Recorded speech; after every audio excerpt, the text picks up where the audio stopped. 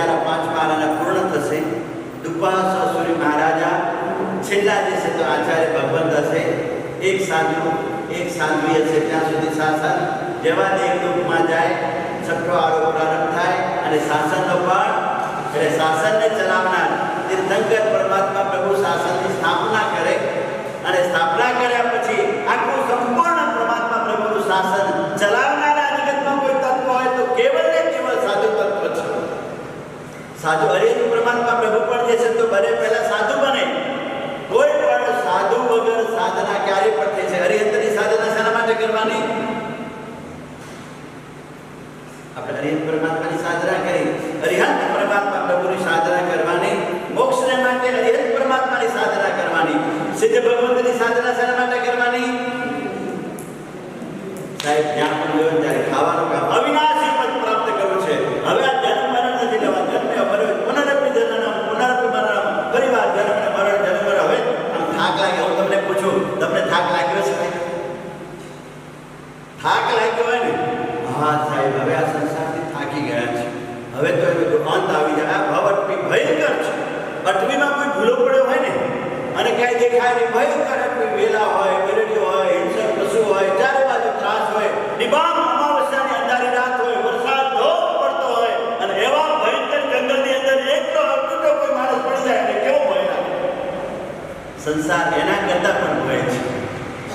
અટવીમાં ભૂલા પડેલા તો કદાચ ક્યારેક ક્યારેક દેશે તો અંત આવે, પણ સંસારમાં જો ભૂલા પડ્યા ને અનાદિ અનંત કાળથી આ સંસારમાં આપણે ભૂલા પડ્યા છે અને આ વિટંબનાઓ એવો ભયંકર છે તો વેરડીઓથી મીટાય છે, કાંટા છે, અંધકાર છે, વરસાદ વરસે છે, ક્યાંય દેખાતો નથી. એવા અટવીમાં અંદર રહેલો માણસ સતત વિચાર કરી ક્યારે એનો અંત આવે, ક્યારે આ અટવીમાંથી બહાર નીકળું, ક્યારે અટવીમાંથી બહાર નીકળું. એમ સંસારમાં રહેલો સમ્યક દર્શન આત્મા આવા સાધુ ભગવંતનો જોઈ ને ત્યારે રાતના ઊંઘ ન આવે. ક્યારે થઈશ હું સાચો રે સંત, ક્યારે થશે મારા ભવગોર્યન. સતત વિચારે ક્યારે થઈશું સાચો સંત, ક્યારે મારા ભવનો અંત આવે, ક્યારે હું સાધુ થઈ, ક્યારે મારા હાથમાં રજવરણ આવશે, ક્યારે આ બધા સંગનો હું ત્યાગ કરી નિસંગ બની પરમાત્મા પ્રભુના શાસનમાં બતાવેલા માર્ગ ઉપર સડસડાટ સતત ચાલે. ક્યારે ભૂલી પણ મને પ્રાપ્ત ક્યારે થશે? કોઈકની દીક્ષા જોવા ગયા છો? એવો હરિભર્યો સંસાર છોડી સંયમના માર્ગે જ્યારે જતા હોય ત્યારે મનમાં એકવાર વિચાર આવે કે હા ધન્ય છે આને, હું આ કાદવમાં, આ કીચડમાં આટલા મારી ઉંમર ગઈ. હવે તો ને કેટલી જીવનમાં જિંદગીમાં દીક્ષા લેવા માટે જે છે તો 5 વર્ષથી લગાવીને 90 વર્ષ સુધીનો આંખ સારી હોય આંખ જોઈએ, કારણ કે આંખની પ્રેરણા પાડવાની છે. જેને આંખ સારી હોય 5 વર્ષની ઉંમરથી લઈ અને 90 વર્ષ સુધીના દીક્ષાનો અધિકારી છે. પાલનપુરમાં સુબોધ સાગર સરસ્વતી મહારાજા એની પાસે દીક્ષા લેવાના મન થયા. 78 વર્ષની ઉંમર, 78 વર્ષની ઉંમરે ચારિત્રના ભાવ જાગ્યા, જબરદસ્ત જોરદાર. પ્રભુ મહારાજ સાહેબ મને કાંઈ આવડતું નથી, નવકાર સિવાય મને કાંઈ આવડતું નથી, પંચિંદ્રિય પણ નહીં, ગુરુવંદન પણ નહીં, દેવવંદન પણ નહીં, મને કાંઈ કેળવ નવકાર આવે પણ મારા ચારિત્રના ભાવ છે, દીક્ષા મારી લેવી છે. હવે હું 78 વર્ષની ઉંમરે ભણવા બેસું તો ભણું ક્યારે? સાહેબજી કીધું કઈ માન્યું નહીં. લઘુ પ્રતિક્રમણ આવે છે આપણામાં, ખબર છે લઘુ પ્રતિક્રમણ કોણ? આપણે મોટું પ્રતિક્રમણ કહીએ કે લઘુ પ્રતિક્રમણ. ઈર્યાભાઈ સૂત્રને શું કીધું છે? ઈર્યાભાઈ સૂત્ર છે લઘુ પ્રતિક્રમણ છે. પ્રતિક્રમણ છે તો પાપથી પાછા ભરો, પ્રતિક્રમણ છે શું? પાપથી પુનઃ પાછા ભરો. અને ઈર્યાભાઈને અંદર જશે તો શું છે આખું? એટલે સાહેબે કીધું કે એક કામ કર, વધારે કાંઈ ન કરે, ઈર્યાભાઈ સૂત્ર કરી દીધું. 78 વર્ષની ઉંમરે ઈર્યાભાઈ સૂત્ર કર્યું. 78 વર્ષની ઉંમરે દીક્ષા લીધી. મારા સાહેબે એમની વડી દીક્ષા વગેરે આપી દીધી. હવે પગ ડાંગર થાકી ગયા એટલે મારા સાહેબ કીધું તમારે પાલનપુરમાં રહેવાનું, ત્યાં આરાધના કરવાની. આ શ્રાપો બધા જશે તો માતા પિતા જ આવશે, ગંભીર છે. ઓછી પાણી જશે તો સત્ય હશે, પગ ચાલે, વરવા જવાનું ન હોય તો ક્યારેક કે છે તો અહીંયા સુધી આવે તમારે વરે લેવા. 109 વર્ષ 78 વર્ષની ઉંમરે જશે તો દીક્ષા લીધી. 109 વર્ષ સુધી જશે તો ચારિત્ર જશે તો પાળ્યો જીવનમાં. એટલે હવે તમે ગભરાવશો એના માટે જ ખબર નથી. હવે શું બાકી રહ્યું છે ભાઈ? એટલે હવે મનમાં થાય કે આ ચડતા આ શરીર છોડતા પહેલા જય જય નંદા આમ રામ બધું બધા રડતા હોય ને ખાટલી બાજુ એવું કેવું કે આમ પાલકીમાં બેઠા હો, આ ગુલાલ ઉડતા હોય, જોતા જય જય નંદા જય જય બધા કેવો આનંદ. મૃત્યુ પણ મહોત્સવ સાધુ તમે મૃત્યુ પણ જો ને બધા નાચતા હોય, ગાતા હોય,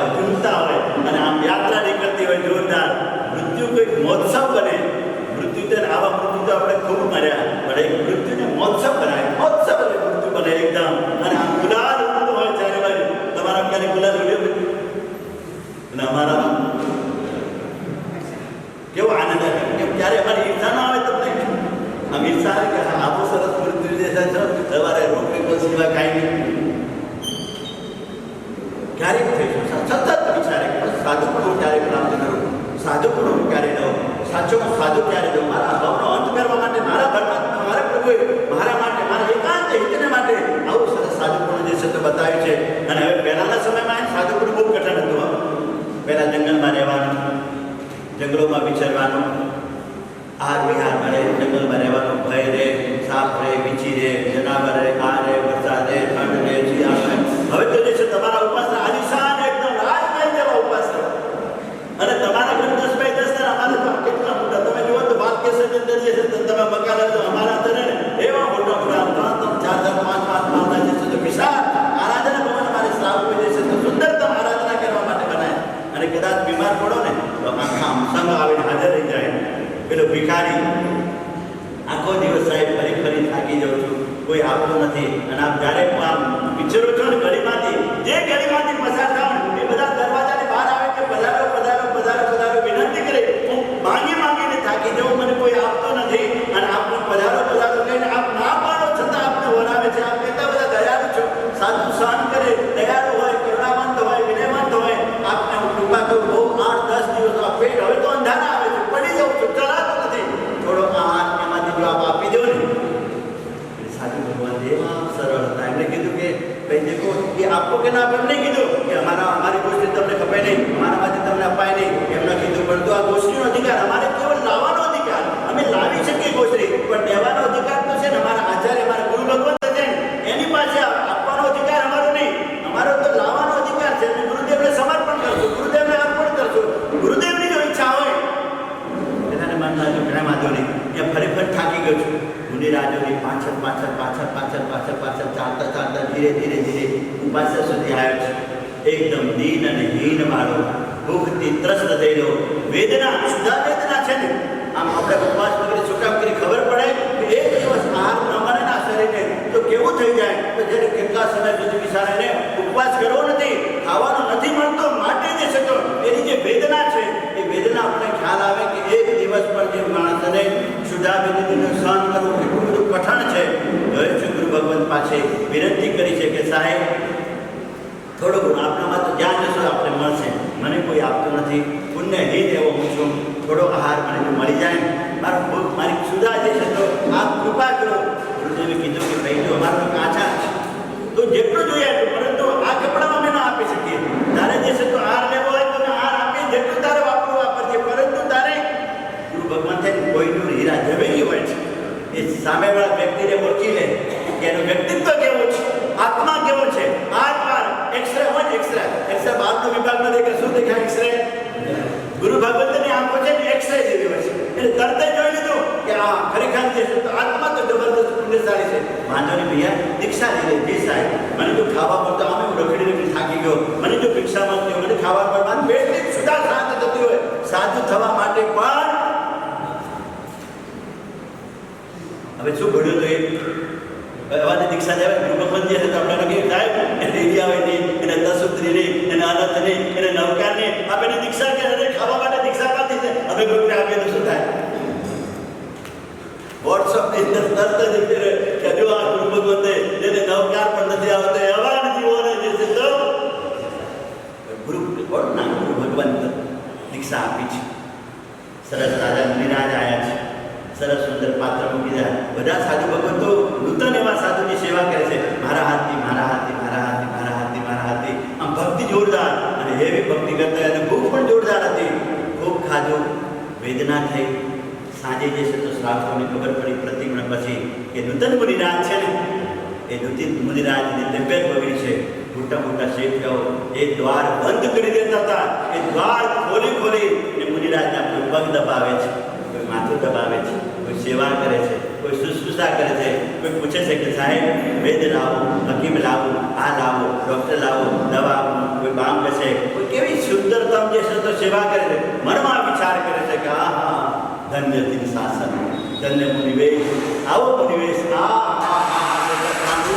અને સીધા જે છે તો સંપ્રતિ મહારાજા એક દિવસનું ચારિત્ર, એ પણ ચારિત્ર કેવળ ખાવા માટે, પણ અહોભાવ આ જ સાચું છે એવો ભાવ જાણતા સીધા સમ્રાટ બને છે. ગુરુદેવ પધારે છે, જાતિ સમયનું જ્ઞાન થાય છે, કેટલી પ્રતિભાઓ કરાવી, કેટલા જે વિભૂષ આપ્યા છે, જેટલા સાધુ સાધ્વી ભગવંતોના વિહાર કેવળ જે છે તો નાટક કરનારા એવા ભવૈયાઓને સાધુ વેદ કરાવી સાધુ ભગવંત ન જઈ શકે એના માટે જે છે એવા સાધુઓ તૈયાર કર્યા અને એવી ભૂમિમાં જે છે તો સાધુ ભગવંતો શાંતિ દઈ શકે એટલે બધાને કીધું ગાય ચરાવનાર ગોવાળ હોય આ હોય કે જો આવા વેશવાળા કોઈ પણ તમારે નીકળે ને ત્યારે ભરપૂર તમારે ગોસરી આપી દૂધ આપો આ બધું એવો સાધુ માર્ગ આપો એમને જે છે તો તૈયાર કરાયો એક દિવસનું પણ ચારિત્ર સંપ્રતિ મહારાજ અપાવી શકે આ ચારિત્રની તાકાત છે સાધુ એટલે સમતા ગુણના ઓરડા હોય સમત્વ ભાવમાં રહેતા હોય સમત્વ ભાવમાં જીવતા હોય ક્ષમા એ છે ને સાધુનો ભાવ એ દ્રવ્ય ચારિત્ર અને ભાવ ચારિત્ર દ્રવ્ય ચારિત્ર એટલે અમે ને તમારી એક માતા હોય તો પણ આપણે સુરત નાનું બાળક હોય ને અને એક માં હોય ને તો સુરત અમારી કેટલી માઓ છે પ્રવચન માતા અમારે 8 માતાઓ અમે પાલન કરી રહ્યા છે અમારે પાલન કરાવનાર અમારી 8 માતાઓ અમારી પાસે છે જેને 8 માતા પાછી હોય કેવો સ્વરૂપ છે 5 મહાવ્રત 5 સમિતિ 3 ગુપ્તિ અને એક મસ્ત પોતાના આનંદમાં અંદર જે સત્ય જીવતા હોય પણ ક્ષમાના ભંડાર હોય જે પણ હોય તરત ક્ષમા યાચના કરનાર અને શાંત થયા પછી પણ ચંદ્રરુદ્રાચાર્યની કથા આવે 500 શિષ્યો પણ 500 શિષ્યો હોવા છતાં પણ પૂર્વના એવા કર્મના ઉદય કે થોડું પણ કોઈ કહે તો ગુરુ મહારાજને ગુસ્સો ક્રોધ જોરદાર આવે એટલે ગુરુ મહારાજે શિષ્યને કીધું કે જો મારો ક્રોધ ખૂબ વિચારો ખૂબ કેવો સમત્વમાં રહેવું પણ છતાં પણ નિમિત્ત મળે મને જોરદાર ક્રોધ આવી જાય એટલે મને એકાંતમાં જે છે તમે બધા સ્વાધ્યાય મને એકાંત એક આસન મૂકી દેવાનું એકાંતમાં બેઠે બેઠે સ્વાધ્યાય કરો નિમિત્ત મળે ને તો ગુસ્સો આવે મને નિમિત્ત જ ના મળે બેઠા છે રાજા લગ્ન કરેલા છોકરાઓ જે સ્પર્ધા કરતા તળાવના કિનાર ઉપર આચાર્ય ભગવાન એકલા બેઠા છે ને ઠઠ્ઠા મસ્તી આ બધા 25 હોય ઉંમર એવી હોય છે એટલે જે 16, 17, 20 વર્ષના જે છે તો યુવાનો મજા કરવા સાહેબ તમારા એટલા બધા શિષ્યો બધા આવીને લાગે છે આપ એકલા બધા આ બાજુ બેઠા છો આપણી સેવામાં કોઈ નથી એટલે કીધું ભાઈ મને જરા ગુસ્સો આવે છે એટલે હું એકાંત બેઠો છું તમે તમારું કામ કરો એવી મસ્કરી ને એવા મજાકમાં ચડ્યા એટલે કે સાહેબજી તમારા કોઈ શિષ્ય ન હોય તો કાંઈ નહીં અમે સેવા કરવા માટે આવીએ અમે તમારી પાસે દીક્ષા લેવા માટે તૈયાર અને ગુરુ મહારાજ તો હતા એકદમ ક્રોધી જોરદાર એકવાર બે વાર સમજાયા પેલો તાજો લગ્ન કરેલો આવેલો હજી મેન્ડલ બાંધેલો છે અને બે પગ વચ્ચે જોરથી જે છે તો દબાવ્યો સાચું થયું છે આવી જાય ફટ હવે ક્રોધમાં લોચ કર્યો છે કેવો લોચ કર્યો ચપટી તો લીધા ન હોય આમ ફટાફટ અને પેલા તો બધા ભાગી ગયા હા બધા કલ્યાણ મિત્ર એવા જ હોય સંસારમાં એવો દ્રશ્ય જોયું અને પેલો લોચ કર્યા પછી ગુરુ ભગવંતને વિનંતી કરી કે સાહેબ મેં આજે મારા લગ્ન થયા છે હજી જે હતો અંતરિયો લગ્નની બધે આવ્યો છે કન્યાની પીછે મેં અહીંયા આવ્યા છે ઘરવાળા બધા આવશે આપ મારા પરમ ઉપકારી છે મને જે સતો સંસારમાંથી કાઢો મારા પરમ ઉપકારી પરંતુ ઘરવાળા આવીને આપને કંઈ અભિનય કરે આપનો કંઈ બોલે આપને કંઈ મદદ દેશે તો ખેદ ને વેદના પહોંચાડે રાત્રિનો સમય થવા આવ્યો છે કે હવે ક્યાં મારાથી હલાય નહીં કરે કે ગુરુદેવ મારા ખંભા ઉપર બેસી જાઓ આપણે અહીંથી ભાગી જઈએ એટલે કોઈ આવે નહીં કોઈ જોવે નહીં રાતના સમયે શિષ્યએ પોતાના ગુરુને ખભા ઉપર લીધા છે ચાલતા અંધારો અમાવસ્યાની રાત હતી અંધાર હતું ભયંકર જંગલ ખાડા ઊંચા નીચા પગ ઊંચા નીચા પડે તાજો લોચ કરી ગયો અને તાજા લોચની ઉપર પેલો દંડાનો માર મારે સીધો ચાલ હા ગુરુદેવ સીધો ચાલ હા ગુરુદેવ એવા મારતા પણ પેલો મનમાં વિચાર કરે છે આજે તો મને 24 કલાક પણ નથી થયા એવા જે છે તો તાજા તરત જે છે તો નૂતન મુનિરાજ વિચારે છે કે હું કેટલો પાપી મારા ગુરુને હું હેરાન કરું છું મારા ગુરુને વેદના પહોંચાડું છું મારા ગુરુને જે સીધો ચાલીને બધાને ભય કરું છું ઘણો મન પશ્ચાતાપ કરે છે કે ગુરુજીને જરા પણ મને કષ્ટ ન પડે એવા ભાવ ભાવતા સફળ શ્રેણી ચડે છે કેવલ જ્ઞાન અને કેવલ દર્શન પ્રાપ્ત થાય અને આમ સડસડાટ સુંદરતમ ચાલવા માંડ્યા ગુરુ કહે ને આ બધા રાતોના જે વાતોથી ન માને આ તો દંડો પડે ને ધમાધમ જો હવે કેવો સીધો ચાલવા માંડ્યો કે કહતી પણ જ્ઞાની હતા 500 શિષ્યો ક્યારે થયા જ્ઞાની હતા જોરદાર કે આ પહેલાં તો ખરબચડો હાલતો હતો ઊંચા નીચો હાલતો હતો હવે એકદમ તો કે આપ ના બસાય છે તો કે શું તને દેખાય છે હા ગુરુદેવ અને હવે બધું દેખાય છે આપની કૃપાનો વરસાદ ધાર મારા ઉપર વરસ્યો બધું દેખાય છે કેવી રીતે દેખાય છે પણ જ્ઞાન થયું તો કે હા જ્ઞાન થાય ને તો પણ કેવલી કહે નહીં હો કે મને જ્ઞાન થયું છે એ તો પછી કોઈ દેવો આવે કે દીકર તો ઘરે પણ છે ને બધા દુકાને ગ્રસ્તાશ્રમમાં કેવું જ્ઞાન થયું દેવતાઓ વેશ આપે લગભગ આપી દે પણ ના આપ્યું હોય ને તો દુકાને જાય ઘરનું કામ પણ કરે બધાને કહે ને કે મને કેવું જ્ઞાન થયું જે સામાન્ય માણસ જે રીતે વર્તતા હોય એ રીતે વર્તાય કોઈને ખબર ન પડે કે કેવું જ્ઞાન થયું છે ચાલતા મેં કીધું હા કેવું કેવળ જ્ઞાન એટલે કેવડીને ઉપર, કેવડી તો ભગવંત કહેવાય, એના ખવા ઉપર બેઠો ભગવતને મારા આમ કૂદકો મારી દૂર મારા નીચે ઉતરે છે. નીચે ઉતર્યા પછી ગુરુદેવ એ બાર મુનિ દાદા જે છે તો યુવાન 20 વર્ષના યુવાનના મુખ સામે જુએ છે અને મુખ સામે જે જુએ ને આમ ગોળના ટચકા પડેલા હોય. તાજો રોજ ઉપરથી બહાર ત્યાં પણ આખું મોટું લાલ છોડ થઈ ગયો. આમ ગુરુને આંખો આમ દર રડે છે કે આમ ચારે બાજુ મારા જરા પણ દયાને આવી આવા કેવડી ભગવંત મેં એટલા માર્યા એની આંગળી લોહી ત્યાં લોહી ખૂન લોહી અંદરથી આમ ટક લોહી પડે. હૃદય શાંત થયું કે હું કેવું પાપી એટલું શાંત કર્યું જરા પણ બોલ્યા નહીં અને જોતા થતા ને આ દિન શાસન કરી આવ્યું. ગુરુ તો હંમેશા શિષ્ય તો હંમેશા કાયમ માટે ગુરુના પગમાં પડે, ગુરુને વંદન પડે, પણ આ દિન શાસન એવું છે કે ગુરુ પણ શિષ્યના પગે પડે છે. અવિનય થઈ ગયો મારો, ખબર ન રહી અને અવિનયથી એને ફસાતા ગુરુને પણ કેવળ જ્ઞાન. આ સહનશીલતા છે સાધુપાનામાં. જીવનમાં ગમે તેવા કષ્ટ આવે, ચામડી નીકાળી દીધી ને તો પણ મારાઓને કહે છે કે આ સાધના કરતાં શરીરની ચામડી બહુ કઠોર થઈ ગઈ છે, તમને જરા પણ વેદના ન થાય ને એ રીતે ઊભો રહો અને આખી ચામડી જે કામ ઉતારી દે ને છતાં સમત્વ ભાવમાં રહેનારા આંખ સમાના ગુણને આટલું કરે તો પણ સામે વ્યક્તિ ઉપર જરાય પણ અંશ માત્ર પણ ને અભાવની પેલા જર્જરતા ગજસુકુમાર ઉપર બોરસાની જે છે તો સગડી મૂકી દીધી ને તો પણ પાઘડી તો જણાય મને પહેરાવી, પણ તમારા જેવા મને સસરા ક્યારે પણ મળ્યા નથી. આવા મને સસરા જે છે તો મળ્યા છે. અહોભાવની વેદના શરીરની અંદર થાય છે, અહોભાવ આત્માની અંદર સંવેદના, અહીંયા વેદના, હૃદયમાં સંવેદના અને સંવેદના કરતા આયુષ્ય પૂર્ણ થાય સીધા મોક્ષમાં. માએ કીધું કે છેલ્લી માં મારા સિવાય કોઈ માને તો તને દીક્ષાને લઈ જાવ. માં તું મારી છેલ્લી માં દીક્ષાના પહેલા દિવસે જે છે તો ગુરુદેવની પરમાત્મા પ્રભુને વિનાની આજ્ઞા લઈ સંસારે ઉભા છે. એવું સમજતો ભાવ જે છે તો આવ્યો છે. પેલા પાપી પાલકે 500 પીરી નાખ્યા ગાણીમાં તલ જેમ તલમાંથી શરીરમાંથી તેલ નીકળે ને એમ હાડકાના ભૂકા થઈ ગયા અને ભૂકા થતા દરેકને કેવળ જ્ઞાન. જરા પણ કોઈ પણ એટલે સાધુનો મુખ્ય ભાવ, સાધુનો મુખ્ય ગુણ છે ક્ષમા યાચના. ગમે તેવો સામે માને તો પણ ક્ષમાનો ભંડાર ગમે તે ક્યારે પણ જે છે તો મનમાં સહાય કરે, સહન કરે, સ્વાધ્યાય કરે, વિનયવંત રહે, જીત શાસનની આજ્ઞા એના હૈયામાં એના નજરની સમક્ષ હોય. હું જે છે તો કર્મને ખપાવવા માટે તો સાધુ થઈ છું. આવા અવસરો આવે તો જ મને ખબર પડે તો જ હું કર્મનો ક્ષય કરી શકું. આવા સુંદરતમ જે છે તો પંચમ કાળમાં જે સાધુને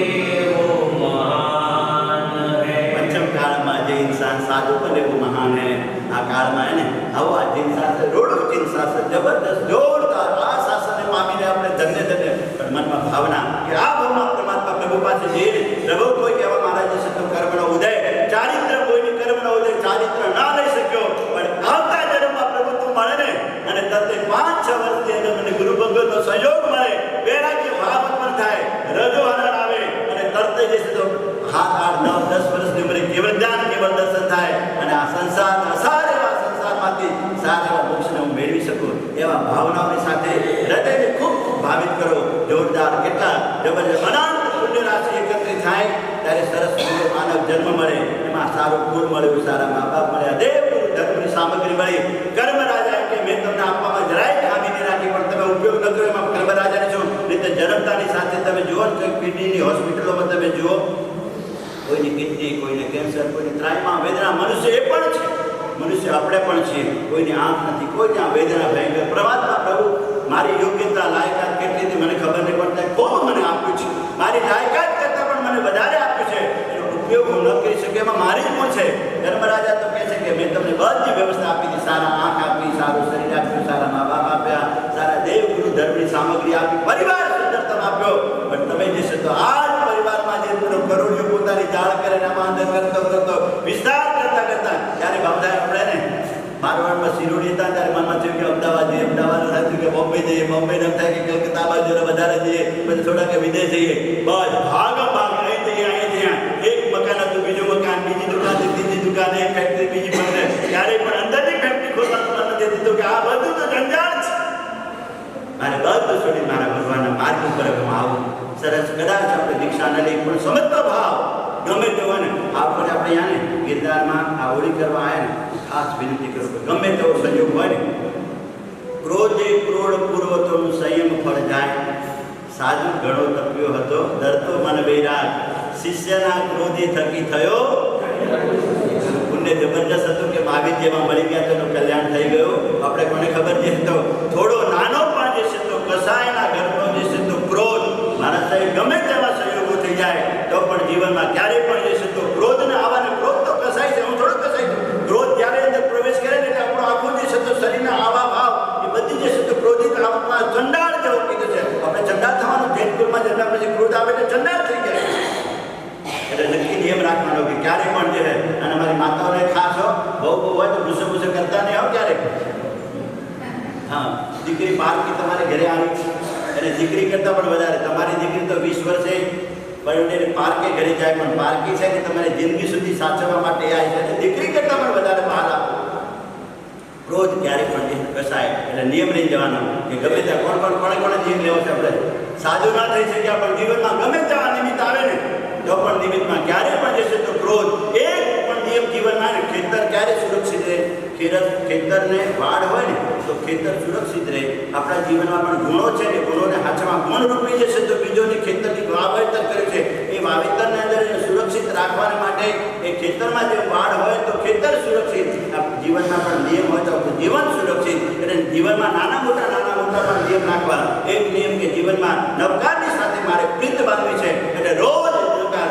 આ જન્મની જો પ્રીત બાંધેલી છે તો બીજા જન્મમાં નવકાર મહામંત્ર મળશે. નવકાર મળશે તો જીવ શાસન મળશે. એટલે નવકાર અને ક્યારે પણ કોઈ બધા જીવો ગમે તો કે નરકમાં રહે ને જે પરમાત્માનું ન માને ને એને પરમાધામીનું માનવું હોય છે.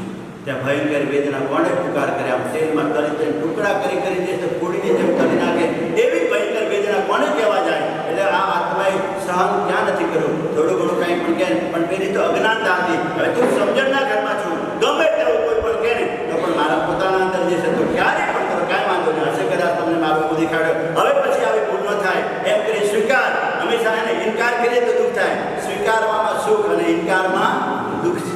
ઇનકાર કરવો જ સ્વીકારી લેવો. હા, બરાબર છે. દ્રૌપદીની હોલીમાં આપણે સાધુપદની આરાધના, સાધુપદની સાધના, કેવા મહાપુરુષો, સાધુ ભગવંતો કેવા મહાપુરુષો થઈ ગયા. એ દરેક સાધુ ભગવંતોને આપણા ઉપકારી ગુરુદેવોને અને જે થયેલા જીવ શાસનમાં પરમાત્મા પ્રભુના જીવ શાસનમાં આવીના શાસનમાં સુધર્મ સ્વામીની પાઠ ઉપર આવેલા તમામ મુનિરાજોને આજે ભાવથી જે શબ્દ વંદન કરવાના છે.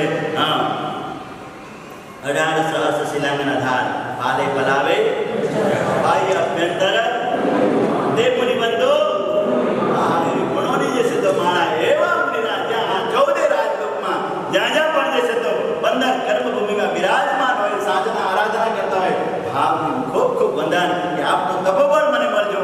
મારા ઉદયમાં પણ જલ્દી ચારિત્ર આવે કર્મનો ક્ષય કરી પરમપદની પ્રાપ્તિ કરીએ એવા ભાવ સાથે આજે સાધુપદની આપણે આરાધના કરીએ, સાધના કરીએ, ઉપાસના કરીએ. નવપદ ધરજો ધ્યાન. નવપદે ગણવાના નથી, નવપદનું ધ્યાન કરવાનું છે. પ્રતિપાળ ધ્યાનની અંદર આપણે લઈએ. આલંબન ધ્યાન છે 2 પ્રકારના છે. સાલંબન અને નિરાલંબન. સાલંબન જ્યાં સુધી નિરાલંબન સુધી ન પહોંચે ત્યાં સુધી સાલંબન જે છે તો ધ્યાન. અને સાલંબન ધ્યાન એટલે નમસ્કાર પંચ પરમેશ્વરનું ધ્યાન કરી શાંત બેસે. પાણી શાંત હોય તો આપણું પ્રતિબિંબ દેખાય. એમાં ચિત્રરૂપી સરોવર શાંત પ્રશાંત હોય ત્યારે સિદ્ધોની અનંત જે છે તો કરુણા આપણા ઉપર સતત વરસતી હોય. એવા ભાવ સાથે આ નવપદની આરાધના, નવપદની સાધના, નવપદની ઉપાસના જ્યાં સુધી આ સંસાર છે ત્યાં સુધી કાયમ માટે આ નવપદ રહેવાના. કદાચ ભવિષ્યના પર્વની આરાધના હોય ન હોય પરંતુ શાશ્વત એવી ચૈત્ર અને આસુની જે છે તો હોળી કાયમ શાશ્વત એવી જે છે તો હોળીની આરાધના સાધના અનંત કાળથી આવે અનંત કાળ સુધી રહેવાની એવી સુંદરતમ આપણે 5 પરમેશ્વરીય હરિયંત્રની સાધના કરી, સિદ્ધ ભગવંતની કરી, આચાર્ય ભગવંતની કરી, ઉપાધ્યાય ભગવંત વિનય પઠાણ પાઠણ દરેક જાતને જ્ઞાન આપનાર એવા ઉપાધ્યાય ભગવંતની ગુરુ પદ્મના અંદર પણ જે છે તો કેન્દ્રમાં જે છે તો ઉપાધ્યાય મૂક્યા. ઉપાધ્યાય ભગવંતની જવાબદારી આચાર્ય ભગવંતને પણ હાચવવાની અને નાતા જે છે તો સાધુ ભગવંતોને એને પણ જે છે તો સુંદરતા વાંચના પૂછના પરાવર્તના બધું કરાવીને એને પણ તૈયાર કરવાના. એટલે એની સૌથી વધારે જવાબદારી આચાર્ય ભગવંત તો રાજ દે, શોભ દે, વિરાજ દે. તો સિંહાસન ઉપર બિરાજમાન થયેલા હોય. શાસન ઉપર કંઈ કામ હોય તો ઉપાધ્યાય એટલે ગૃહ ખાતું એમની પાસે હોય. હા, અમારા ઉપાધ્યાય એટલે ગૃહમંત્રી હોય. એને બધી ખબર હોય કોને શું જોઈએ છે, કોને શું જોઈએ છે, કોને નથી જોતું. મારે કપડાં, ઉપરથી હાથ બધું જે કંઈ મારી જરૂરિયાત હોય એ બધી જરૂરિયાત અમારા ઉપાધ્યાય ભગવંત પૂર્ણ કરે. અને ઉપાધ્યાય ભગવંત આચાર્યને પણ ધ્યાન રાખવાનું, સાધુ ભગવંતોને પણ ધ્યાન રાખવાનું. જે આગમન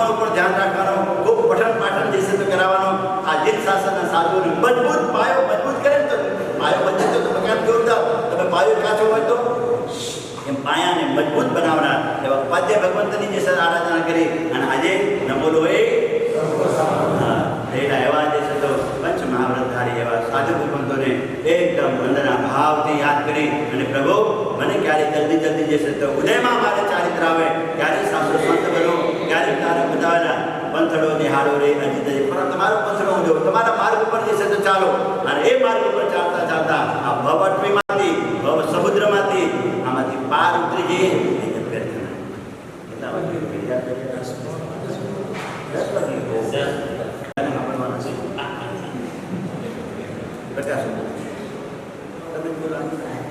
અડધો કલાક છે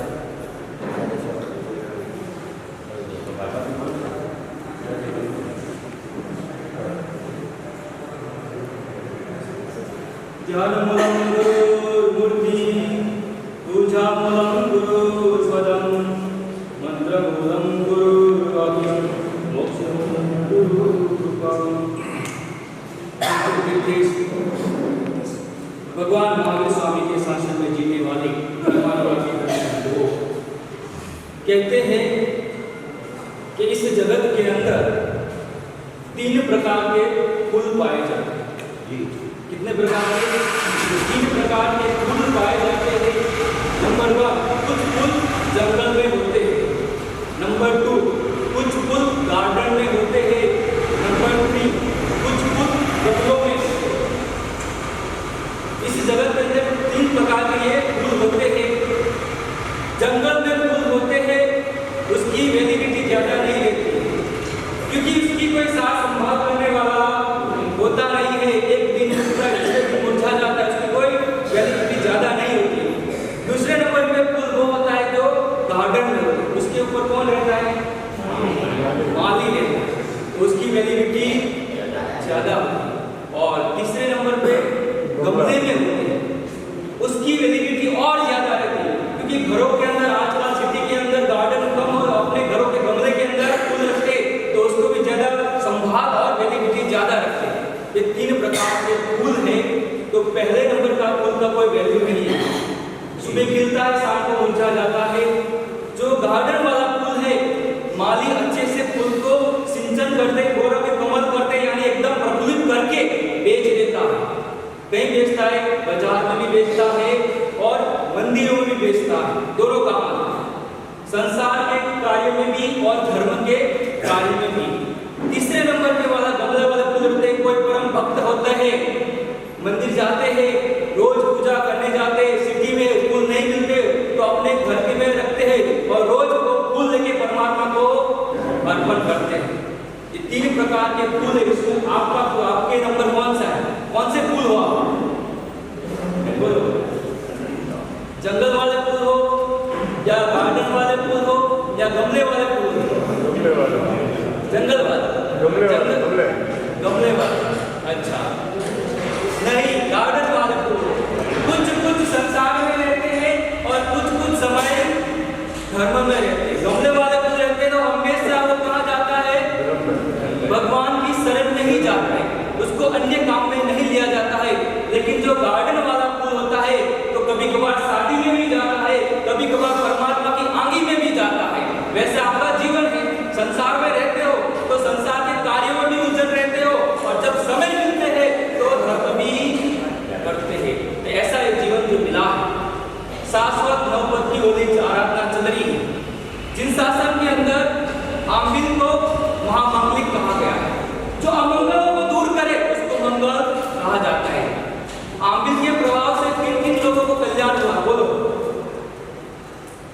महीना श्रीपाद तो है ही है, लेकिन ऐसे जिन शासन के अंदर कई महापुरुष हो गए, उनका आमिल के प्रभाव से जिन शासन का कल्याण हो गया तो नाम कहते हैं कि लघु शांति की जो रचना की थी, कौन की थी? मानदेव श्री महाराज ने नाडोर के नगरी के अंदर लघु शांति की रचना की। तब कहते हैं कि जब छोटे थे तो जन्म हुआ और प्रद्योतन श्री महाराज के पास दीक्षा लेकर जीवन जी। धीरे धीरे करते करते इतने विद्वान बन गए, इतने विद्वान गए, उनके ऊपर 2 देवी प्रसन्न थी। कौन याद है? सरस्वती और लक्ष्मी जी दोनों प्रसन्न प्रसन्न थे और धीरे धीरे धीरे करते थे। एक दिन ऐसा आया कि गुरु महाराज ने उनको आचार्य पदवी देने के लिए तैयार की। पूरा कार्यक्रम तैयार हो गया और जैसे ही आचार्य पदवी देने की विधि शुरू की और कपड़ा निकाला और वासक्षेप करने गए तो गुरु महाराज ने एक दृश्य देखा। कौन सा दृश्य देखा होगा? एक कंधे पे लक्ष्मी जी का चिन्ह, दूसरे पे सरस्वती का चिन्ह। और गुरु महाराज ने देखा ये आचार्य तो बनेगा लेकिन भविष्य में जिन शासन के लिए क्या होगा? हानिकारक होगा, क्योंकि दोनों साथ में है, लक्ष्मी जी भी साथ में है और सरस्वती भी साथ में। चलो सरस्वती तो चलेगी लेकिन लक्ष्मी जी है, बड़े बड़े विद्वान आएंगे लेकिन बड़े बड़े पैसे वाले भी आएंगे, धन संपत्ति उनके पास आएंगे। और लक्ष्मी जी आएंगे तो साधु भी क्या करते हैं? चलित होने का संभावना होते ही तो मना करते हैं बड़ी सभा के अंदर कि मैं आचार्य पद भी आपको नहीं दे सकता है। और वर्तमान में यही परिस्थिति होती है, क्या करते हैं? बोलो हम अगर आप भी तो कोई और दे देंगे और उसके पास से हम ले देंगे। नहीं, उसके बाद उसने कहा कि गुरुदेव उसका उपाय क्या है? गुरुदेव ने कहा कि आपको क्या करना पड़ेगा? किसकी आराधना करने के लिए? आमिर की आराधना। और अगर का त्याग करके और कहते कि आपको आजीवन आमिर करना पड़ेगा, तब कहा गुरुदेव आपका जो आशीर्वाद हो तो मैं आजीवन आमिर करूंगा। और वही नियम लेके आमिर की जो नियम था उनको धारण करके आचार्य पदवी की प्राप्त की। यह आमिर का प्रभाव। और कहते हैं कि अंतिम समय उनके गिरनार के अंदर नियमना करके सिद्ध गति को प्राप्त हुई। मानदेवसूरी महाराज का अंतिम समय कहा था? गिरनार के अंदर। तो ऐसे कई महापुरुष होंगे। ऐसे ही प्रभु के शासन के अंदर श्री चंद्र केवली का नाम आता है। पता है किसको? कोई भी तीर्थंकर का नाम 324 तक रहता है। आज भविष्य यानी 324 तक नाम रहता है, उसके बाद उनको नाम नहीं जाता। इनका 824 तक नाम रहेगा श्री चंद्र केवली का। उसका कारण क्या है? तो कहते कि श्री चंद्र केवली ने संलग्न 100 ओडी की, संलग्न 100 ओडी करके पारना किया था। तो उनके कारण क्या हुआ? 824 तक श्री चंद्र केवली का नाम है। किसके कारण? आमिर के कारण। ऐसे ही कौन सी नगरी थी जो जलने से बच गई थी? द्वारिका नगरी के कारण। वहां द्वैपायन ऋषि क्रोधायमान हुए थे, लेकिन श्री कृष्ण प्रभु के पास काम गए थे, नेमिनाथ के पास गए थे और कहा कि आपको बचाना हो तो क्या करना पड़ेगा? आमिर की आराधना। और जो ऋषि थे हर रोज आते थे, लेकिन आमिर की एक ने आराधना होती थी। ऐसे करते करते एक दिन एक माझी ने क्या किया? किसी और ने किया होगा, किसी और ने किया और उस दिन छूट गया। और उसी दिन द्वैपायन ऋषि द्वारिका नगरी को क्या कर दिया था? जला के राख दिया। लेकिन बची किसके कारण थी? आमिर के कारण। वैसे ही एक धन्ना अंगार हुए। लोग महावीर के शासन के अंदर कितने शिष्य थे? बोलो कितने शिष्य थे? भगवान महावीर के शिष्य कितने थे? 14,000। 14,000 के अंदर प्रभु ने एक बार एक मुनि का नाम लिया। किसका नाम लिया? क्योंकि जब से दीक्षा ली तब से ही आमिर की आराधना चालू कर दी थी। तो उसका भी जो प्रभाव है, किसके प्रभाव है? आमिर का प्रभाव है। तो आज किसकी आराधना करनी है? साधु पद की। साधु है तो सब है। जिस दिन साधु का विच्छेद उस दिन जिन शासन का भी विच्छेद। और परमात्मा के शासन के अंदर 2 तीर्थ बताए गए, जंगम तीर्थ और स्थावर तीर्थ। स्थावर तीर्थ यानी जो भी तीर्थ है, गिरनार है, पालिताना। लेकिन जंगम तीर्थ किसको कहा जाता है? साधु साध्वी जो आपके नगर के आते हैं, आपके घरों के अंदर आते हैं, आप जहां भी जाते हो वहां विचरण करते करते आपको उपदेश देने आते हैं। ऐसे साधु पद की आराधना करनी जिन शासन के अंदर। और जितने भी प्रथम स्टेप से लगाए गए 4 जितने भी ऊपर के जो स्टेप है उसका जो कोई नींव है तो क्या है? साधु पद है। अरिहंत को भी बनना हो तो पहले साधु बनना पड़ेगा। सिद्ध को भी सिद्ध बनना हो तो उसके पहले साधु, आचार्य को भी आचार्य बनना उसके पहले साधु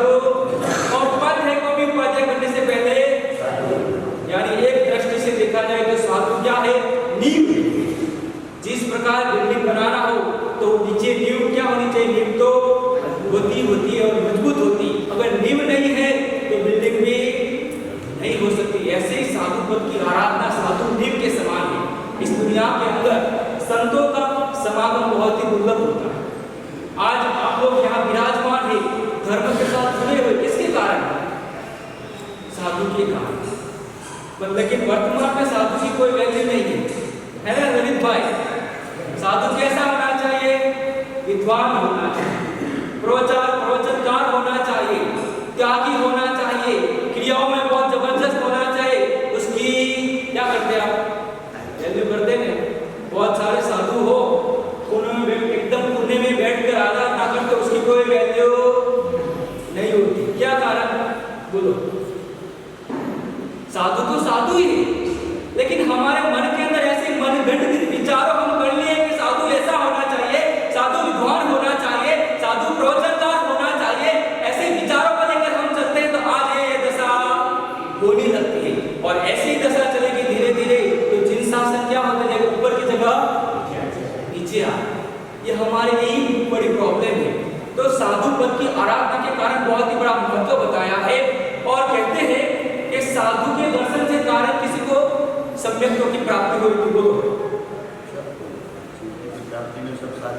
हाँ, लेकिन एक जो आने वाले तीर्थंकर होने वाले ऐसे कौन थे? सैनिक महाराजा। जब सैनिक महाराजा अपनी नगरी के अंदर राजगढ़ जो उद्यान था उसके अंदर जा रहे थे और उद्यान के अंदर जाते जाते अपने बगीचे के अंदर टहल रहे थे, वहां नौयुवान मुनिराज कौशल उद्यान के अंदर बैठे थे। और ये दृष्टि किसके ऊपर पड़ी? सैनिक महाराजा मुनिराज के ऊपर पड़ी। तो वहां गए और नमन किया और पूछा कि प्रभु, आप ऐसे भर युवानी के अंदर बड़े तेजस्वीवान हो, सुंदरवान हो, इस संसार को छोड़कर आप संत क्यों बन गए? तब क्या कहा था कि मैं अनाथ हूं, मेरे ऊपर कोई हाथ नहीं। तब सैनिक महाराजा ने कहा कि मैं राजा हूं, इस राजगुही नगर के राजा हूं, कई सेनाएं कई राजाएं मेरे अंदर रहते, मैं भी आपको आपके ऊपर राज बनने के लिए तैयार। आप मेरे क्या बन जाओ? घर के अंदर आ जाओ, आपको शादी कराऊंगा, संसार के सुखों को क्या करूंगा, अच्छे से भोग दूंगा, एक महल दूंगा। तब कहा कि आप भी क्या हो? अनाथ हो। तब सैनिक महाराजा को लगा मैं कैसे अनाथ हूं? मेरे पास तो इतनी अपार संपत्ति है, इतनी रानियां, इतने नगर मेरे अंदर आते हैं, फिर भी मैं अनाथ कैसे हो सकता हूं? तब कहा कि आप बैठो। और पूर्व के अंदर जो पहले का जो था उसने कहा कि मैं भी एक सेठ का राजकुमार था, मेरे पास भी बहुत अपार संपत्ति थी, लेकिन एक दिन क्या हुआ? रोग उत्पन्न हुआ और इतना खतरनाक भयंकर रोग उत्पन्न हुआ। मेरे घर वालों ने सबको बुलाया, व्यक्ति राजों को भी बुलाया, उपचार किया, लेकिन रोग जाने का निर्णय लिया नहीं। सब घर वालों ने परिवार में बहुत ही अच्छे से सेवा की, लेकिन फिर भी रोग गया नहीं। एक दिन मैंने विचार किया रात के समय के अंदर, अगर सुबह रोग जाएगा तो मैं क्या करूंगा? दीक्षा ले लूंगा। और जैसे ही सुबह हुआ रोग चला गया और मैं कहां आ गया? परमात्मा महावीर के शासन के मार्ग के अंदर आ गया और आज यहाँ विराजमान। ऐसे ही सैनिक महाराजा आपके पास कितने भी हो, लेकिन जब रोग आएगा तो आपके कोई काम नहीं आने वाला। ऐसे साधु के दर्शन से कई लोगों का कल्याण हुआ।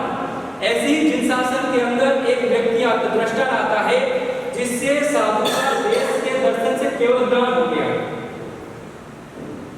बोलो, याद है किसी? इलाची कुमार को कहते हैं कि इला नगर के अंदर एक राजकुमार था, इसका नाम था इलाची कुमार। और उसी नगर के अंदर नट मंडली, नट कन्याएं आई थी, जबरदस्त एकदम सौंदर्यवान थी। वहां नट कन्या चलती थी, रोज शाम को नाटक होता था। और ये एक ने पुत्र था, उसको बड़े लाड से प्यार से रखा था। और एक ने पुत्र हो, पैसा ज्यादा हो, बड़े लाड से प्यार से रखते हो तो क्या होता है? संतान क्या बिगड़ जाती है? बिगड़ जाती है। ऐसे ही इलाची कुमार भी बिगड़ गए।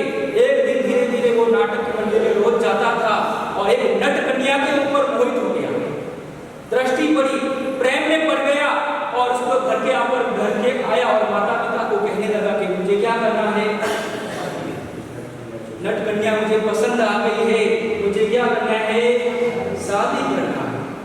उस माता पिता ने समझाया कि हम सेठ घर के हैं और वो नटकन्या के घर के हैं, यानी जो अलग कास्ट के होते हैं, हम ऊंचे कास्ट के होते हैं। अगर आपको शादी करना है तो दूसरी जगह पे भी हो सकती है, लेकिन उसने मना किया कि मेरा दिल एक ऊपर किसके ऊपर फिदा हो गया, अब तो नहीं करना। बहुत ही आजीजी की, बहुत प्रार्थना की, फिर भी मानने के लिए तैयार।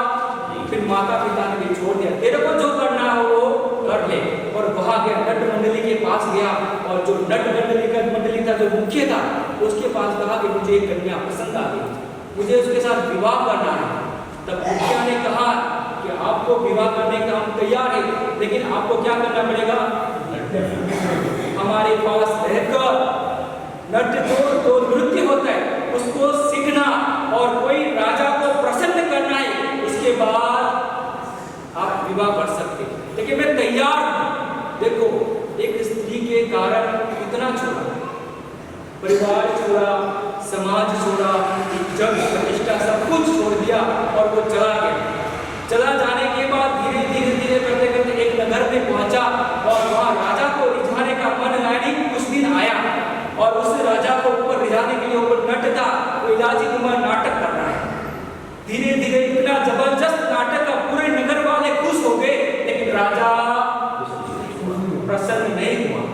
ऐसे करते करते एक बार हुआ, दो बार हुआ, 3 बार हुआ, 4 बार हुआ। इलाजी कुमार भी परेशान हो गया, अब करे तो क्या करे। लेकिन राजा के अंदर एक भाव था, क्या भाव था, गिर जाए, क्योंकि जो कन्या थी, जो इलाजी कुमार को जो पसंद थी, वही राजा को पसंद थी। अगर ये इलाजी कुमार अगर गिर के मर जाए तो कौन मेरे हाथ में आने वाली है, वो नट कन्या मेरे हाथ में आने वाली और मैं उसके साथ शादी करूंगा। ऐसे भावना भावते भाते भाते इतना इलाजी कुमार थक गया कि कैसा है संसार। एक राजा को रिझाने के लिए मैं कितनी बार कोशिश की, पूरे नगर के लोग प्रसन्न हो गए, लेकिन राजा प्रसन्न नहीं हो रहा है। और ऐसे करते करते जब अंतिम बार, लास्ट बार फाइनल के अंदर जो कर रहा था, और सामने अंदर एक महल के अंदर एक कन्या, एक मुनिराज को बहरा रही है। बहुत ही सुंदर कन्या थी, जबरदस्त यानी तेजस्वी मान थी। वहां मुनिराज आ रहे, मुनिराज की दृष्टि नीचे है और वो कन्या क्या कर रही है, बहरा है। और ये दृश्य इलाजी कुमार ने देखा कि इतनी सुंदर कन्या है और वो मुनिराज कहाँ दृष्टि है, नीचे है। और मैं एक लड़की को प्राप्त करने के लिए कितना छोड़ा, परिवार छोड़ा, समाज छोड़ा, सब कुछ छोड़ के धिक्कार हो। ऐसे करते करते इतने भाव में चढ़ गए, और वही रस्सी पे केवल प्राण गया। इसके कारण, एक साधु के कारण, साधु के दर्शन हुए तो उनको भी केवल ज्ञान हो गए। ऐसे साधु पद की आराधना करें। जिन शासन के अंदर जितने भी साधु हैं, आप जिनको भी मानते हो उनको याद करना है, उनको गुणों को याद करना है। और ऐसे सीरोड में तो बहुत ज्यादा है ना, कितने हैं, लगभग मेरे ख्याल से राजस्थान के अंदर नंबर 1 अगर किसी में दीक्षा का आता हो तो सिरोड़ी का ही आता है। कम से कम 50 से 60 के अंदर वहाँ दीक्षा हुई है। अच्छा, सिरोड़ी में 50 से 60 दीक्षाएं हुई है। तो उनको जो अपने भी नगर के जो मुनिराज, उनको क्या करना है, आज क्या करना है, उन मुनिराजों को याद करना है कि आप तो चले गए, लेकिन आपके पीछे हम भी जल्दी से जल्दी आए, तब हम जल्दी का कल्याण हो सकता है। तो साधु पद की आराधना करके आप भी जबरदस्त पुण्य मांगे और मोक्ष चाहिए। धन्यवाद।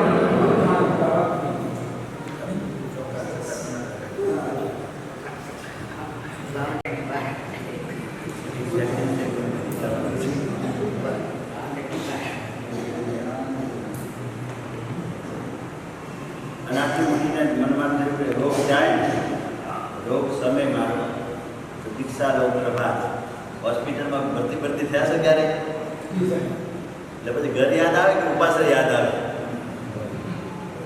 કે આ હોસ્પિટલમાંથી મને જો રજા મળે, તંદુરસ્ત થાવ ને તો હવે ઘરે નથી જવું, હવે તો સીધો ગોતતા ગોતતા જે છે તો ઉપાસરે જવું એવું ભાવ પડશે.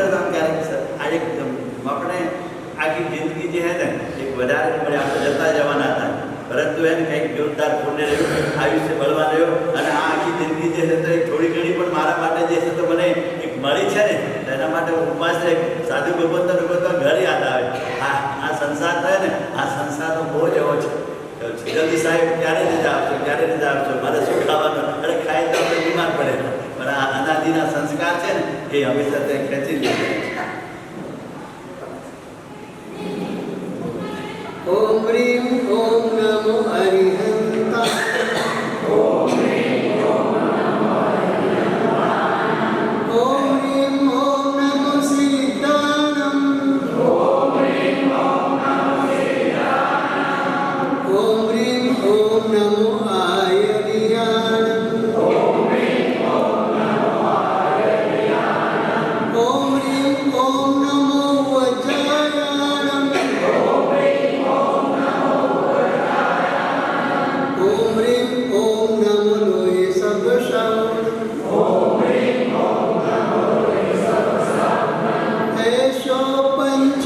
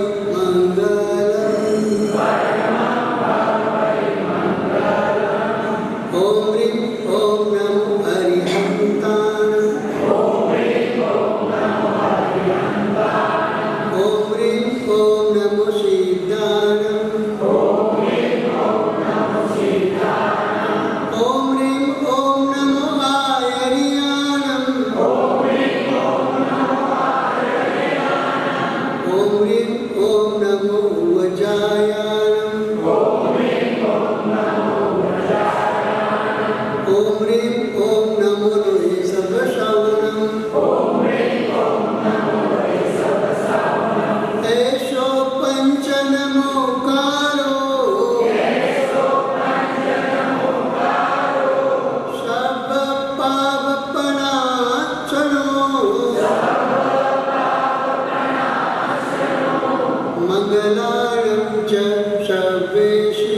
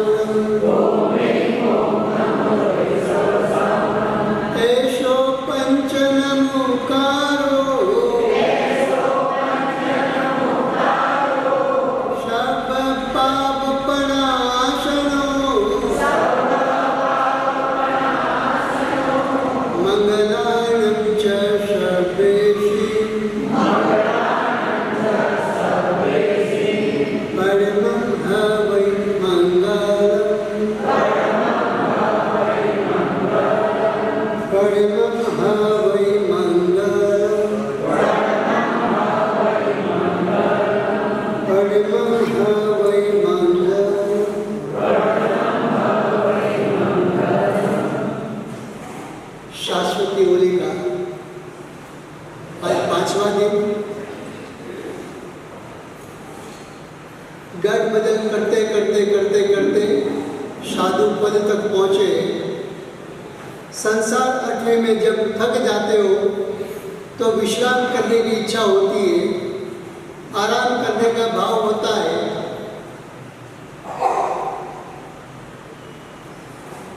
वो संसार जगत की बात है, लेकिन संसार से थके नहीं, संसार से कंटाले नहीं।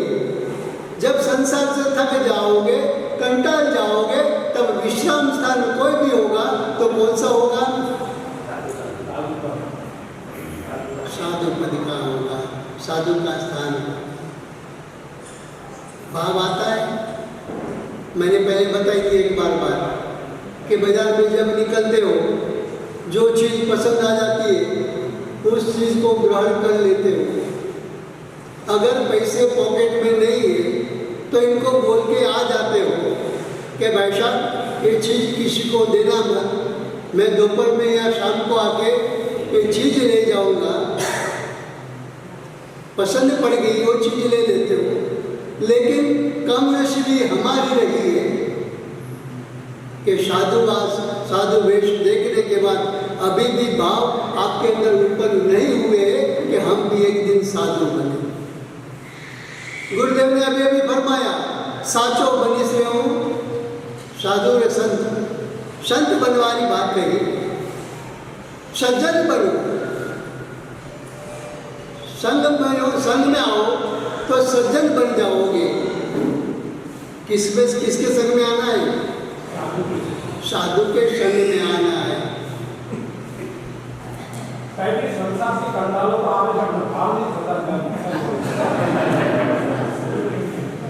एक आदमी को बुखार आया,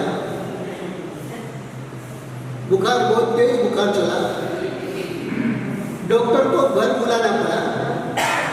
वो आदमी था सटोरिया, बुखार बढ़ते रहा। डॉक्टर घर पे आए, डॉक्टर ने नाली तपाशी, डॉक्टर ने बोला इनको 102 क्या है बुखार है, 103-4 हो जाए तो हॉस्पिटल भर्ती कर देना। तब वो खड़ा हो गया, अरे 103-4 में 5 को तो बेच देना। शेख बाजार का सटोरिया था, बुखार तेज था, वो बुखार की बात कर रहे, वो शेख बाजार की बात कर रहे कि 2, 3, 4, 5 जो भी आए उसमें वो बेच देना। यही स्थिति अपनी है। कहते साधुनम दर्शनम पुण्यम तीर्थम उदाय साधव। साधु का दर्शन कहाँ? आपके क्षेत्र में दर्शन मिल जाते हैं। बिहार, बंगाल, कहीं पर जाओ वहाँ साधु का दर्शन कितना दुर्लभ है, वो वही जानते हैं। आपको सब सहज मिल गया है ना, मुहब्बत के चंदन घिसपे ला लिया। साधु को यही समझ लेते हैं। साधुनम दर्शन पुण्यम, ये साधु का दर्शन करने मात्र से पुण्य की प्राप्ति होती है। तीर्थ भूताय साधु, साधु तीर्थ स्वरूप है। अभी अभी बात बताई, जंगम तीर्थ और सावर तीर्थ। सावर तीर्थ कौन से बताया? अभी बोला, अभी माइंड में और कुछ भरा हुआ है। तीर्थ शत्रुंजय, गिरनार, शंखेश्वर, राजगुरी, पालिताना, जो भी आप बोलो, जो नाम लो तीर्थ का, वो सब स्थावर तीर्थ है। वो वहीं रहने वाला है। जंगम तीर्थ आपके वहां आता है। कितना आप पुण्यशाली हो कि आपके घर तक वो जंगम तीर्थ आके उपदेश देके जाते, धर्म लाभ देके जाते। कितना पुण्य तुम्हारा है भाई साहब, इनकी कोई वैल्यू हो?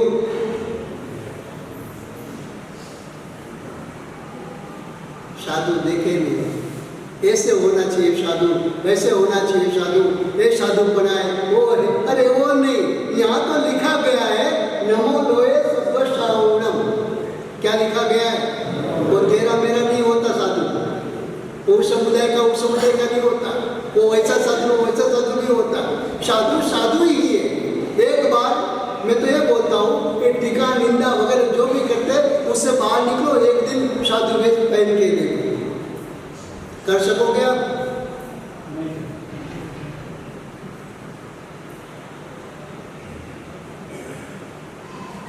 तीसरे स्थान पे, 5वें स्थान पे विराजमान है।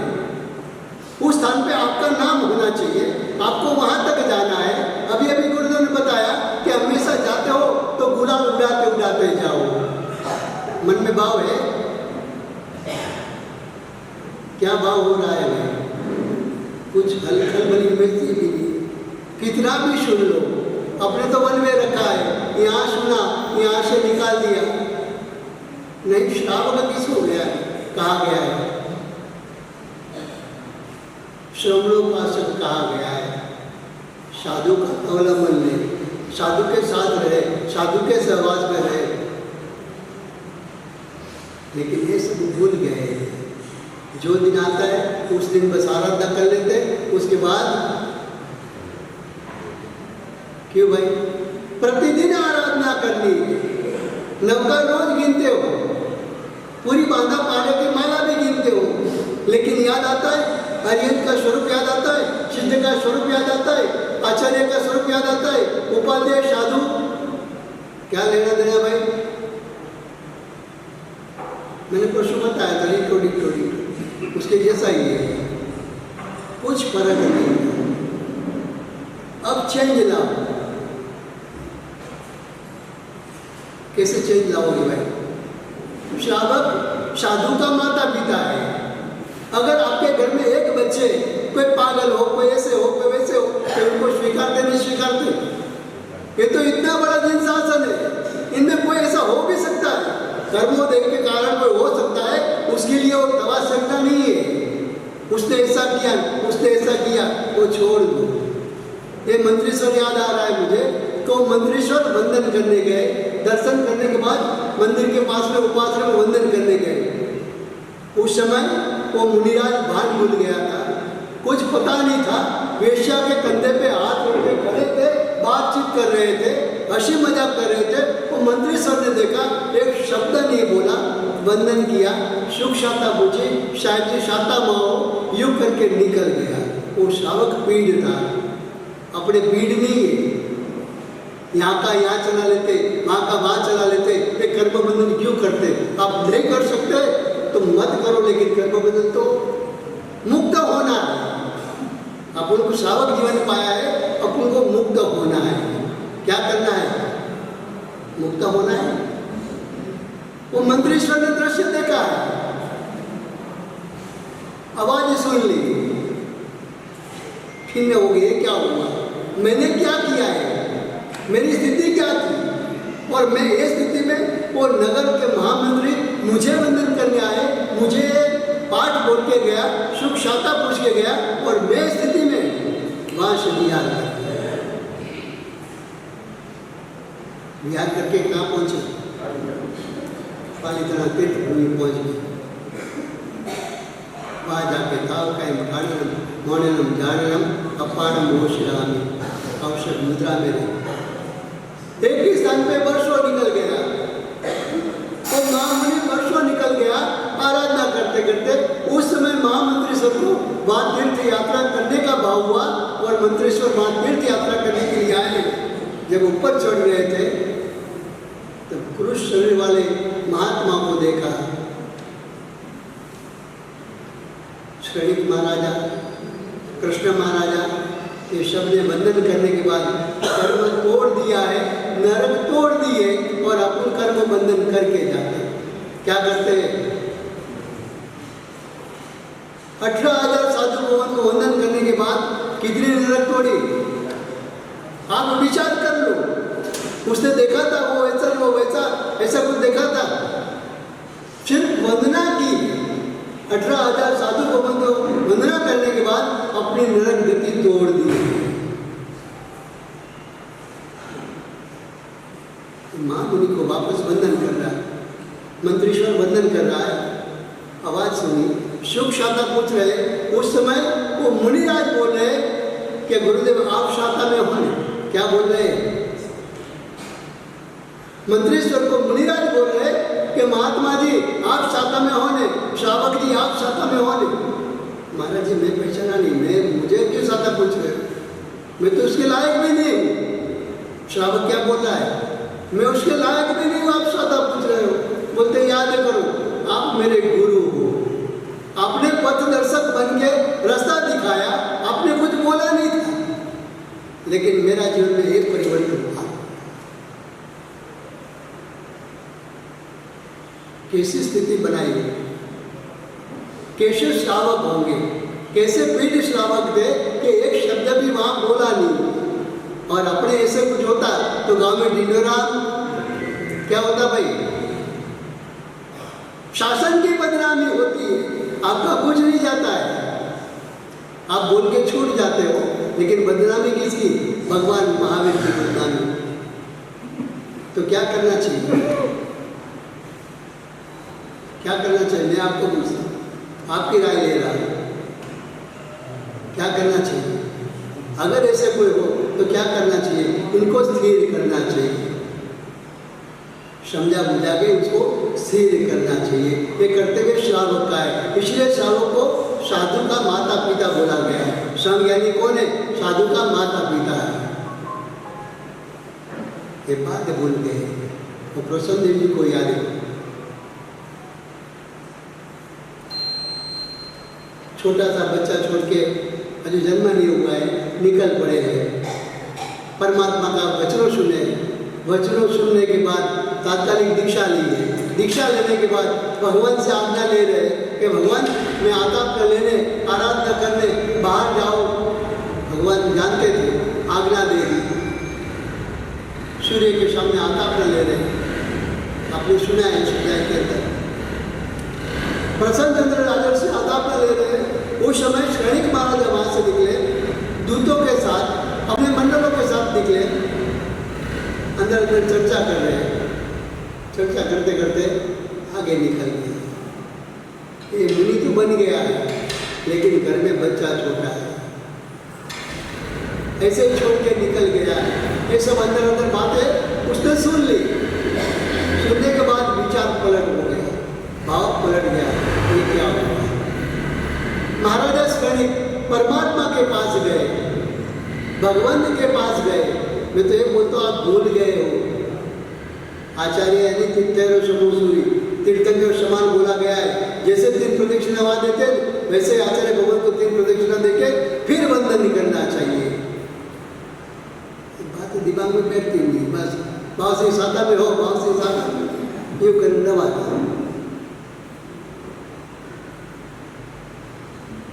श्रेणी महाराज प्रदक्षिणा दे रहे हैं।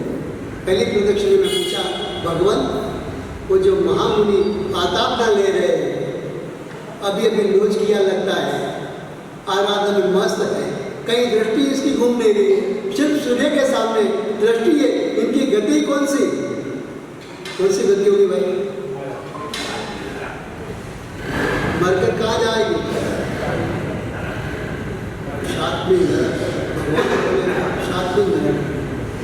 सोचने लगा, क्षणिक माना ये भगवान क्या बोल रहे हैं?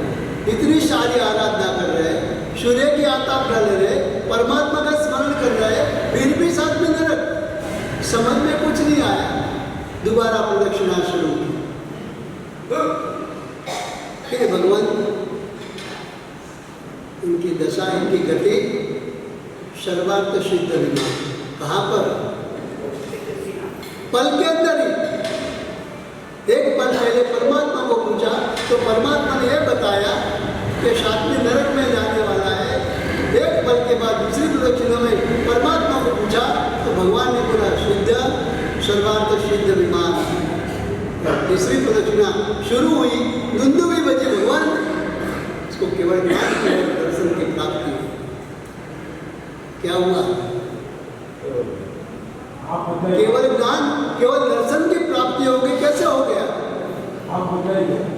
भाव बदल गया। पहले भाव ऐसा आया, सुना था, बच्चे छोड़कर आया हूं, अब बेचारा उसका क्या होगा? कोई आसपास वाले राजा चढ़ाई करके आया है, वो अकेले नहीं कर पाएंगे, नहीं पहुंच पाएंगे, छोटा बच्चा है, वो लड़ाई नहीं कर पाएंगे, खुद मैदान में आ गए मन से। इसीलिए कहा गया मन एवं मनुष्याणाम कर्मणम बंध मोक्ष है। मन से कर्म तोड़ सकते हो और मन से कर्म बांध सकते हो। यहाँ मुनि है, केवल ज्ञान की प्राप्ति होगी, आप सुनिए, लेकिन वो भाव वहां बदला। वहां पर भाव बदलने के बाद लड़ाई मैदान में आए, लड़ाई कर रहे हैं। किनके सामने लड़ाई कर रहे हैं?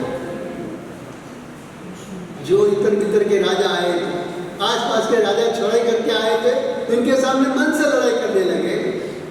एक के बाद एक शस्त्र डाल रहे हैं, मन से डाल रहे हैं, कुछ है ही नहीं। भाव बदल गया था, डालते डालते शस्त्र खत्म हो गया। बहुत जन को हन दिया, मार दिया, लेकिन एक दो बच गए जो बलिष्ठ थे, वो बच गए। अब क्या करें? अब साधन कुछ बचा नहीं है, कोई अस्त्र शस्त्र भी नहीं है। याद आया मेरे पास मुगट तो है, तो मुगट से उसको घायल कर दूँ, यूँ करके जीव हाथ ऊपर किया मुगट लेने के लिए। पता चला ये क्या, मैं तो मुनि हूँ। कैसे खुनी बन गया? मैं मुनि हूँ और ये स्थिति, भाव पलट गया। अब तो वहाँ पर भाव बदलता रहा, ये मैंने क्या कर दिया? पश्चाताप का आंसू बहने लगा। पश्चाताप करते करते सर्वार्थ सिद्ध विमान, इसलिए कहा गया है, आप पछताओ विपुल जरणु स्वर्ग थी उतर्यु छे, पापी तेमा डुबकी देने पुण्यशाળી बने छे। और भाव पलटा, भाव में आगे बढ़ते रहे। वहीं केवल नाम केवल दर्शन की प्राप्ति। देखो साधु क्या था। अभी अभी गुरुदेव ने फरमाया था कि एक भिक्षु खाने के लिए भग रहा था, खाना खाया, आकर के खाया, साधु वेश आया और साधु वेश करने के बाद मन के अंदर भाव आ गया, अहो जिन शासन, कितना शासन महान है कि वो श्रावक मेरी भक्ति कर रहा है। और वहाँ पुण्य इतना जबरदस्त प्राप्त किया। दूसरे गाँव में सीधा संप्रति महाराजा के वहाँ संप्रति महाराजा के रूप में जन्म लिया। अपने सब कर्तव्य ऐसे ही है। यहाँ से जब विदाई होंगे तो अगले गाँव में संप्रति वहाँ शालीपुत्र जी के वहाँ, किसके वहाँ होगा भाई जन्म? क्या होगा भाई? सिद्ध गति को प्राप्त करनी है, इसलिए सिद्धाचल। क्या प्राप्त करना है? सिद्ध गति की प्राप्त करनी है, सिद्धाचल बोलते हैं। सिद्धाचल, सिद्धाचल शत्रुंजय का दूसरा नाम क्या है? कभी चले हो?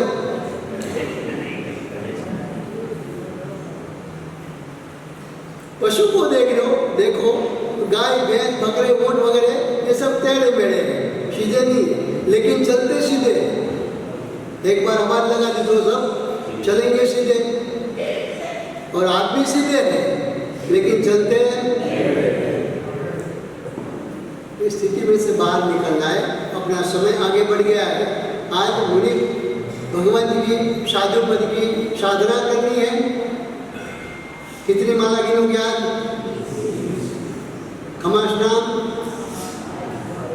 27 गुण साधु। आज साधु पद का जी आराधना है। 27 खमास्नान, 27 लोकस्थ का अवसर, 27 साथिया। और आज धान, एक धान वाले क्या खाएंगे? उड़द का धान, यानी साधु काले हैं। सब साधु काले क्यों हो गए? साधु पद यानी ब्लैक, काला। तो कैसे? वो स्वाध्याय में रत रहते रहते वो साधु ब्लैक जैसा दिखता है। ब्लैक ख्याल आया कि नहीं? इसलिए आज साधु पद की आराधना साधना करनी है। अपने जीवन में साधु पद को अंदर बिठाना है, साधु बनना है। इसलिए तैयारी करनी है कि मैं आज नियम लेना है। बड़े गुरुदेव ने बोला है, एक नियम लेके जाना है कि क्रोध को तिलांजलि देनी है। साथ साथ में नक्की करना है कि मरते वक्त जाते जाते भी एक टाइम साधु का वेश। अभी अभी अहमदाबाद में ट्रेन चला है, कोई पता चला कि बीमार बहुत है, 24 घंटा बाकी है, तो एक ग्रुप बना हुआ है, वहाँ पहुँच जाते हैं, ड्रेस दे देते, होगा पकड़ा देते, मतलब होगा दे देते, नौकर मंगली सुना देते। कोई भगवान आजू पास में रहे उसको ले जाते, मंगली सुना देते और साधु में समर्पण करवा देते। वो चला है अभी भी ट्रेन, सुना है मैंने, 2-4 जगह सुनी भी है। ऐसा हुआ है, होना चाहिए। पता चल गया 24 घंटा बचा है तो साधु वेश वहाँ जाके नहीं ले सको। ऐसे कुछ आयोजन करके रखो कि कुछ भी हो जाए, लास्ट मुझे जाते जाते अभी उड़ाते जाना है। बस साधु में रमणता करो, साधु में जीवन जीवो। ये मंगल मनोकामना। આવતીકાલે આપણું વ્યાખ્યાન છે ને, આપણે ત્યાં આવી જાય છે એ જગ્યાએ આપણે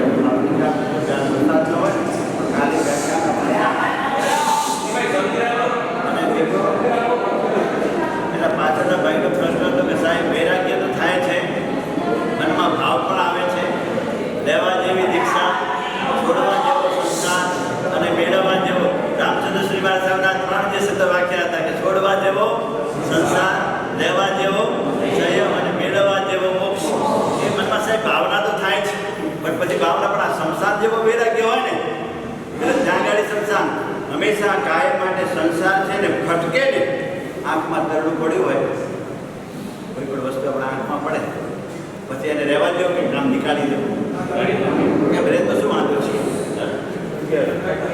ખટકે છે ને જે વસ્તુ ખટકે ને એ વસ્તુ આપણે ન રાખીએ તરત જ કોઈ પણ પૂછે ભાઈ આ કાઢી નાખ સંસાર ખટકે ને તો આપણે ત્યાંથી અટકી જઈએ પણ સંસાર હજી ખટકતો નથી વૈરાગ્ય ભાવ આવે સાહેબ આવું જોઈએ મનમાં હે ને વૈરાગ્યના તરફ ઉછરે કે રહેવા દો અને ખરેખર એવા ભાવ પણ જાગે ને તો ભાવથી જે છે તો આપણા એવા કર્મના જે છે તો બંધાયેલા ગુરુ જે છે તો એ પ્રકારની સતી થાય અને ક્યારેક ભાવના ભવનાશીની એ ભાવનાઓ ભાવતા અને હંમેશા સંકિત રહી સૌથી અમારે બુદ્ધિ કહેતા અને શાસ્ત્રમાં લખ્યું છે કે આ પૃથ્વીમાં આ જગતમાં સૌથી દુઃખી માનસિક સૌથી દુઃખી કોણ છે સૌથી વધારે જે છે તો દુઃખી કોણ વ્યક્તિ છે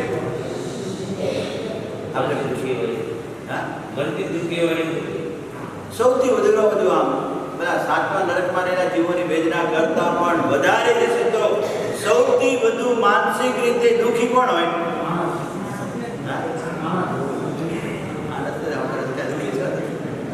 પણ એવું દુઃખી જોરદાર માનસિક રીતે સૌથી વધુમાં વધુ જે છે તો દુઃખી સંકિતધારી એવો જે છે તો શ્રાવક માનસિક રીતે જાણે છતાં છોડી નથી શકતો જાણે છે છોડવા જેવું છે છતાં પણ નથી છોડતો ને એનું ભયંકર જોરદાર દુઃખ છે સાહેબ બધું જાણું છું છોડવા જેવો જ સંસાર છે છતાં નથી છૂટતો ને એનું માનસિક એટલે સૌથી વધુમાં વધુ માનસિક દુઃખી આ જગતમાં કોઈ હોય ને માનસિક શારીરિક તો શરીર અને બાહ્ય ભાવ તો ખૂબ હોય પણ મનના પરિણામથી કે જાણો છતાં હું છોડી નથી શકતો એવા ભાવ સાથે સંકિતધારી એવો જે છે તો આત્મા માનસિક રીતે ખૂબ જ દુઃખી હોય મનનો એ દુઃખી હોય તો હું જાણું છું છોડવા છતાં પણ નથી છોડી શકતો ને એનું ભયંકર દુઃખ હોય એટલે ભાવના મનની અંદર ને ભાવના ભાવવાની અને ભાવના ભાવતા જેટલી તમે ભાવના ભાવિત થાઓ મન ભાવિત થતું જાય એવો ભવનો અંત ભાવના જ ભવનો અંત લાવે છે એટલે ભાવનાઓ તો રોજ ભાવવાની ક્યારેક અપૂર્વ અવસર એવો આવી જાય